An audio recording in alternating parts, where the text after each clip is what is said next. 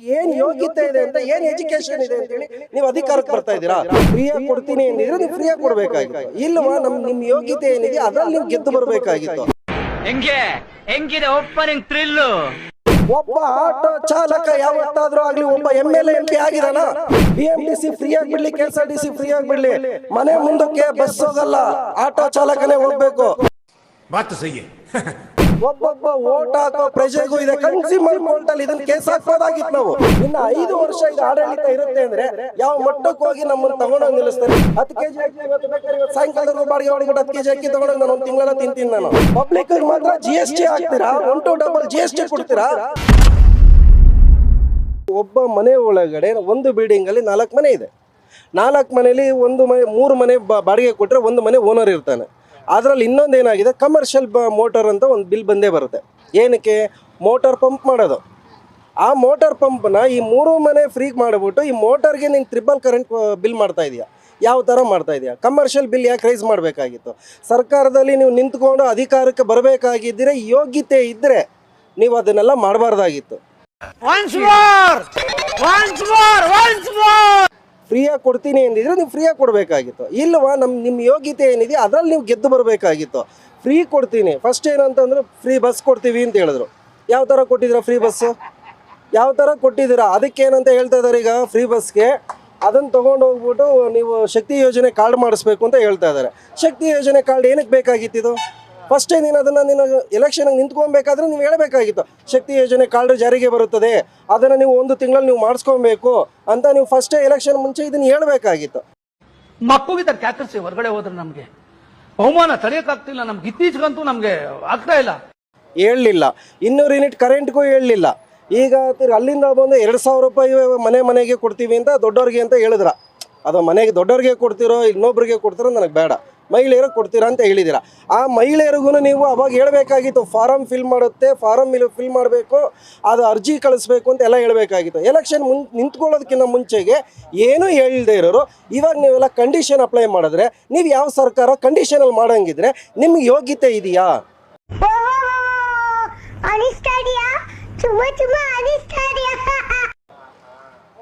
ಅಲ್ಲಲ್ಲ, ಯೋಗ್ಯತೆ ಇದೆಯಾ? ಒಟ್ಟಿನಲ್ಲಿ ಮಾತ್ರ ಕಟ್ ಮಾಡಬೇಡಿ. ನಿಜ ಹೇಳ್ತಾ ಇದ್ದೀನಿ, ಕಟ್ ಮಾಡಬೇಡಿ. ಇಲ್ಲ ಆಗದಂಗಿದ್ರೆ ನೀವು ಹಾಕ್ತೀವಿ ಅನ್ನಂಗಿದ್ರೆ ಹಾಕಿ. ಚಾಲೆಂಜ್ ಪಬ್ಲಿಕ್ಗೆ ನಾನು ಚಾಲೆಂಜ್ ಮಾಡ್ತೀನಿ. ನಾನು ಒಬ್ಬ ಪ್ರಜೆಯಾಗಿ ನನ್ನ ಕಷ್ಟ ನಾನು ಹೇಳ್ಕೊತೀನಿ. ಇವತ್ತು ನಾನು ಬೇಕಾದ್ರೆ ಒಂದು ಆಟೋ ಮೀಟ್ರ್ ತಿರುಗಿಸಿ 30 ರೂಪಾಯಿ ಅಕ್ಕಿ ತೊಗೊಂಡೋಗೋ ಕೆಪಾಸಿಟಿ ನನಗಿದೆ. ಗಾಡಿ ಇನ್ಸೂರೆನ್ಸ್ ಕಟ್ತೀನಿ, ಎಮಿಷನ್ ಟೆಸ್ಟ್ ಮಾಡಿಸ್ತೀನಿ. ನನ್ನ ಗಾಡಿ DL ಇದೆ, ನನಗೆ DL ಇದೆ, ನನ್ನ ಆಧಾರ್ ಕಾರ್ಡ್ ಎಲ್ಲ ನಾನು ಕೊಟ್ಟು ನನ್ನ ಗಾಡಿ ಒಳಗೆ ಎಲ್ಲ ಥರದ್ದು ನಾನು ಮಾಡಿದ್ದೀನಲ್ವಾ? ನಿಮ್ಮ ಅಧಿಕಾರದಲ್ಲಿರೋರು ಯಾರೇ ಆಗಿದ್ರು ನಿಮ್ಗೆ ಏನು ಯೋಗ್ಯತೆ ಇದೆ ಅಂತ, ಏನು ಎಜುಕೇಷನ್ ಇದೆ ಅಂತೇಳಿ ನೀವು ಅಧಿಕಾರಕ್ಕೆ ಬರ್ತಾ ಇದ್ದೀರಾ? ಒಬ್ಬ ಆಟೋ DL ಪರ್ಮೆಂಟ್ ಮಾಡಿಸ್ಕೊಬೇಕು ಅಂದರೆ DL ಪರ್ಮೆಂಟ್ಗೆ ಎಜುಕೇಷನ್ ಕೇಳ್ತಾ ಇದ್ದೀರಾ, ಏಜ್ ಕೇಳ್ತಾ ಇದ್ದೀರಾ. ನಿಮ್ಗೆ ಯಾವ ಏಜ್ ಇದೆ ಅಂತ ಹೇಳಿ ನೀವು ಅಧಿಕಾರದಲ್ಲಿ ಕೂತ್ಕೊತಾ ಇದ್ದೀರಾ?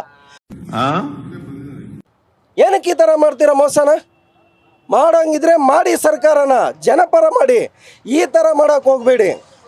ಬಡವ್ರದೇ ಕಿತ್ಕೊಂಡು ಬಡವ್ರಿಗೆ ಕೊಡೋ ಯೋಗ್ಯತೆ ಇದು ನಿಮ್ಮದು ಬೇಡ. ನಮಗೆ ನಮ್ಮದು 10 ರೂಪಾಯಿ ಅಕ್ಕಿ ಆದರೂ ಬೇಕಾದ್ರೆ ನಾವು ದುಡ್ದು ನಾವು ಸಂಪಾದನೆ ಮಾಡಿ ನಾವು ತೊಗೊಳ್ಳೋ ಕೆಪಾಸಿಟಿ ಇದೆ. ನಾವು ಅಪ್ಪನ್ನ ಅಪ್ಪ ಅಂತೀವಿ ಹೊರತು ಇನ್ನೊಬ್ಬನ ಅಪ್ಪ ಅನ್ನೋದು ನಮಗೆ ಬೇಕಾಗಿಲ್ಲ. ಕರೆಕ್ಟಾಗಿ ಮಾಡೋಂಗಿದ್ರೆ ಸರ್ಕಾರ ಮಾಡಿ. ಇಲ್ಲ ಅಂತಂದರೆ ಇದೇನೋ ಕೊಡ್ತೀರಾ? ಇಷ್ಟು ವರ್ಷ ಯಾವುದೂ ಇಲ್ಲ, BMTC ಚಾರ್ಜಸ್ ಎಲ್ಲ ಚೆನ್ನಾಗೇ ಇತ್ತಲ್ಲ, ಸರ್ಕಾರ ನಡೀತಾನೆ ಇತ್ತು. ನನಗೆ ಹೇಳ್ತೀನಿ, ಇವಾಗ ನಾನೇ ಒಂದು ಓಲಾ ಊಬರ್ ರ್ಯಾಪಿಡೋ ನಾನು ಡ್ಯೂಟಿ ತೊಗೊಂಡ ಮೇಲೆ GST ಎಷ್ಟು ಕಟ್ಟಾಗುತ್ತೆ? ಆ GST ಸರ್ಕಾರಕ್ಕೆ ಬರ್ತಾ ಇದೆಯಾ ಇಲ್ವಾ? ಅದು ಪರವಾನಗಿ ನೀವು ತೋರಿಸ್ತಾ ಇದ್ದೀರಾ ಸರ್ಕಾರದವರು? ಒಂದು ಓಲಾ ಊಬರನ್ನು ಪರವಾನಗಿ ಕೊಡ್ತಾ ಇದ್ದಾನ? ಏನಿಲ್ಲ, ನಾವು ಡ್ಯೂಟಿ ತೊಗೊತೀವಿ, ನಾವು ಮಾಡ್ತೀವಿ. ಮೀಟ್ರ್ ತಿರುಗಿಸ್ರು ನಾವು ಬಾಡಿಗೆ ಹೊಡಿತೀವಿ, ಹೊಡೆಯಲ್ಲ ಅಂತ ಹೇಳಲ್ಲ. BMTC ಫ್ರೀ ಆಗಿಬಿಡಲಿ, KSRTC ಫ್ರೀ ಆಗಿಬಿಡಲಿ, ಮನೆ ಮುಂದಕ್ಕೆ ಬಸ್ ಹೋಗಲ್ಲ, ಆಟೋ ಚಾಲಕನೇ ಹೋಗಬೇಕು. ಒಬ್ಬ ಆಟೋ ಚಾಲಕ ಇದ್ರೇ ಮನೆ ಮುಂದೆ ಹೋಗಿ ನಿಂತ್ಕೊಳ್ಳೋದು. ಆದರೆ ನಿಮ್ಮ ಸರ್ಕಾರ ಏನು ಮಾಡ್ತಾ ಇದೆ? ಆಟೋ ಚಾಲಕರಿಗೆ ಏನು ಮಾಡ್ತಾ ಇದ್ದೀರಾ?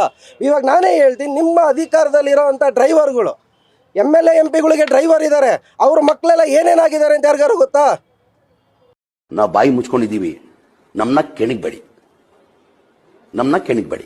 ಯಾರಿಗಾರು ಗೊತ್ತಿದೆಯಾ? ತೋರಿಸಿ ನೋಡೋಣ ನಿಮ್ಮ ಲಿಸ್ಟು. ಆದರೆ ನನ್ನ ಮಗ ಒಬ್ಬ ಹೇಳ್ತೀನಿ, ಇವತ್ತು 2nd ಇಯರ್ ಪಾಸ್ ಆಗಿದ್ದಾನೆ. ನನ್ನ ಮಗ 2nd ಇಯರ್ ಪಾಸ್ ಆಗಿದ್ದಾರೆ ಅಂತ ನಾನು ಪಬ್ಲಿಕಲ್ಲಿ ಹೇಳ್ಕೊತೀನಿ. ಅವ್ರ ಮಕ್ಕಳು ಪಾಸ್ ಆಗಿದ್ದಾರೆ ಅಂತ ಹೇಳ್ಕೊಳ್ಳಿ ನೋಡೋಣ. ನನ್ನ ಮೇಲೆ ನಿನ್ಗೆ ಯಾಕೆ ಇಷ್ಟು ದ್ವೇಷ? ನಾನು ಏನು ತಪ್ಪು ಮಾಡಿದ್ದೀನಿ? ₹10 ಕಷ್ಟ ಬಿದ್ದರೂ ಒಂದು ಎಕ್ಸಸೈಸ್ ತೊಗೊಂಡೋಗಿ ಮಕ್ಕಳನ್ನ ಓದಿಸ್ತೀವಿ ನಾವು. ಇವ್ರಂಗೆ ಈ ಥರ ಅದನ್ನು ಕೊಡ್ತೀವಿ ಇದನ್ನು ಕೊಡ್ತೀವಿ ಅಂತೇಳಿ ಬರೋದಲ್ಲ. ಬಂದರೆ ಸರ್ಕಾರದಲ್ಲಿ ಬಂದರೆ ರಾಜಾರೋಷವಾಗಿ ನಿಂತ್ಕೊಂಡು ಮಾಡಬೇಕು. ಇಲ್ಲ ಸರ್ಕಾರ ನಷ್ಟ ಆದರೂ ಬೇಕಾದ್ರೆ ಅವ್ನ ಆಸ್ತಿ ಮಾರ್ಬಿಟ್ಟು ಮಾಡ್ತೀನಿ ಅನ್ನೋ ಕೆಪಾಸಿಟಿ ಇರಬೇಕು. ಏನ್ರಿ ಮಾಡ್ತಾ ಇದ್ದಾರೆ ಇವರು? ಇವಾಗ ಅವರು ಎಲೆಕ್ಷನ್ ನಿಲ್ಲೋಕ್ಕೂ ಮುಂಚೆನೆ ಅವ್ರು ಹೇಳಿದ್ರು 5 ಗ್ಯಾರಂಟಿಗಳನ್ನ ನಾವು ನೀಡ್ತಾ ಇದೀವಿ ಅಂತ. ಇದರಿಂದ ಕಷ್ಟ ಆಗತ್ತ ನಿಮಗೆ ಗೊತ್ತಿದ್ದಾಗ ಅಪೀಲ್ ಮಾಡ್ಬೋದಿತ್ತಲ್ಲ ನೀವು? ನಾವು ಅಪೀಲ್ ಮಾಡ್ಬೋದಿತ್ತು ಅಂತಂದರೆ ನಾನೇ ಹೇಳ್ತೀನಿ. ಇವಾಗ ಇವ್ರು ಮಾಡಿರೋ ಕೆಲಸನ ಪಬ್ಲಿಕಲ್ಲಿ ಇನ್ನೂ ಯಾರಿಗೂ ಗೊತ್ತಿಲ್ಲ. ನಾನೇ ಹೇಳಿದೆ ಈಗ ಮಾಡಿರೋ ಕೆಲಸ 5 ಗ್ಯಾರಂಟಿ ಕೊಟ್ಟಿದ್ರಲ್ಲ, ಈ 5 ಗ್ಯಾರಂಟಿನೇ ಒಬ್ಬೊಬ್ಬ ಓಟ್ ಹಾಕೋ ಪ್ರಜೆಗೂ ಇದೆ. ಕನ್ಸ್ಯೂಮರ್ ಕೋರ್ಟಲ್ಲಿ ಇದನ್ನು ಕೇಸ್ ಹಾಕ್ಬೋದಾಗಿತ್ತು ನಾವು. ಗೊತ್ತಿದೆಯಾ? ಇದೇ ಇದು ಕೇಸು. ಇದಕ್ಕೊಂದು ಅರ್ಜಿ ಬಿಸಾಕಿದ್ರೆ 150 ಜನ ಅರ್ಜಿ ಬಿಸಾಕಿದ್ರೆ ಆ ಎಲೆಕ್ಷನ್ನು ಆ ಏರಿಯಾದಲ್ಲಿ ಏನಾಗುತ್ತೆ ಅನ್ನೋದು ಅವ್ರಿಗೆ ಗೊತ್ತಿರುತ್ತೆ. ಅವ್ರಿಗೆ ಗೊತ್ತಿರುತ್ತೆ ಆ ಎಲೆಕ್ಷನಲ್ಲಿ 5 ಜನ ಆಗಲಿ 50 ಜನ ಆಗಲಿ ಕನ್ಸ್ಯೂಮರ್ ಕೋರ್ಟಲ್ಲಿ 5 ಜನ 10 ಜನ ಅಪ್ಲಿಕೇಶನ್ ಹಾಕಿ ಬಿಸಾಕ್ಬಿಟ್ರೆ ಮೂಗರ್ಜಿ ಬಿಸಾಕಿದ್ರೆ ಎಲೆಕ್ಷನ್ ಸ್ಟಾಪ್ ಆಗಿತ್ತು. ಆದರೆ ಜನ ಯಾರೂ ಮಾಡಲಿಲ್ಲ ಆ ಕೆಲಸ. ಏನು ಫ್ರೀಯಾಗಿ ಕೊಡ್ತಾರೆ. ಇವಾಗ ಅನುಭವಿಸ್ಲಿ ಬಿಡಿ. ₹106 ಇದ್ದಿದ್ದು ಕಡಲೆಕಾಯಿ ಎಣ್ಣೆ ಇವತ್ತು ₹162 ಆಗಿದೆ. ಕಾಂಗ್ರೆಸ್ ಸರ್ಕಾರ ಫ್ರೀ ಕೊಟ್ಟಾಗಿಂದ ಇದು ಬಂದಾಗೆ ಇಷ್ಟು ಜಾಸ್ತಿ ಆಗಿದೆ ಅಂತಂದರೆ ಇನ್ನು 5 ವರ್ಷ ಇದು ಆಡಳಿತ ಇರುತ್ತೆ ಅಂದರೆ ಯಾವ ಮಟ್ಟಕ್ಕೆ ಹೋಗಿ ನಮ್ಮನ್ನು ತಗೊಂಡೋಗಿ ನಿಲ್ಲಿಸ್ತಾರೆ? ದೇಶ ಮುಂದುವರಿಸ್ತಾರ ಇಲ್ಲ ನಮ್ಮನ್ನೆಲ್ಲ ತುಳಿದು ಮುಂದೆ ಬರ್ತಾರ ಇವರು ಅಂತ ಗೊತ್ತಿಲ್ಲ ನಮಗೆ. ಈಗ ನಿಮ್ಮ ಈ ಬಡತವಿಂದ ದೇಶ ಉದ್ಧಾರ ಆಯ್ತದ? ಪ್ರಕಾರ ಈ ಗ್ಯಾರಂಟಿಗಳೆಲ್ಲ ನಿಲ್ಲಿ ಅಂತನಾ? ಸರ್ ಈ ಗ್ಯಾರಂಟಿ ನಿಲ್ಲಿ ಅಂತ ನಾನು ಹೇಳ್ತಾ ಇಲ್ಲ. ಮಾಡಿ ಗ್ಯಾರಂಟಿ ಮಾಡಿ, ನಾನು ಬೇಡ ಅಂತ ಹೇಳ್ತಾ ಇಲ್ಲ. ಒಬ್ಬ ಹ್ಯಾಂಡಿಕ್ಯಾಪಿಗೆ ಮಾಡಿ, ಒಬ್ಬ ವಯಸ್ಸಾದವ್ರಿಗೆ ಮಾಡಿ, ಒಬ್ಬ ಕಣ್ಣು ಕಾಣಿಲ್ದಿರೋನಿಗೆ ಮಾಡಿ. ಅವ್ರ ಯೋಗ್ಯತೆ ಯಾವ ಥರ ಇದೆ, ಅವ್ರ ಮನೆ ಪರಿಸ್ಥಿತಿ ಯಾವ ಥರ ಇದೆ ಅವ್ರಿಗೆ ಮಾತ್ರ ಮಾಡ್ಕೊಂಬನ್ನಿ.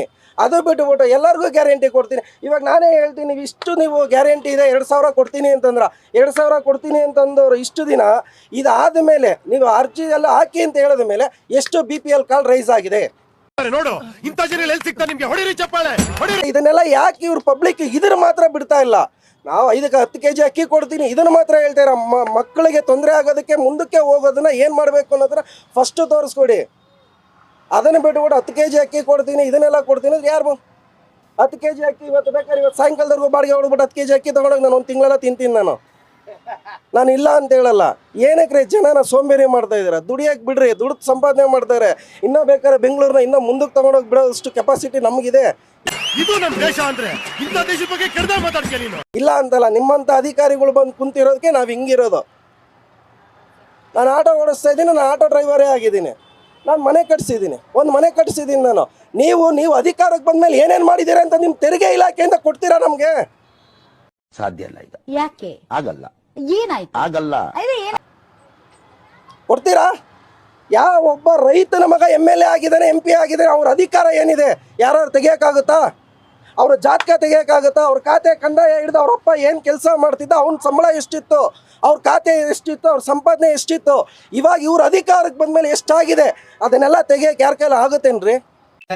ಇಷ್ಟು ಹೇಳಕ್ಕೆ ಇಷ್ಟಪಡ್ತೀನಿ. ಓಕೆ ಫ್ರೆಂಡ್, ಬಾಯ್. ಮತ್ತೆ ಭೇಟಿಯಾಗೋಣ. ನಮಸ್ಕಾರ.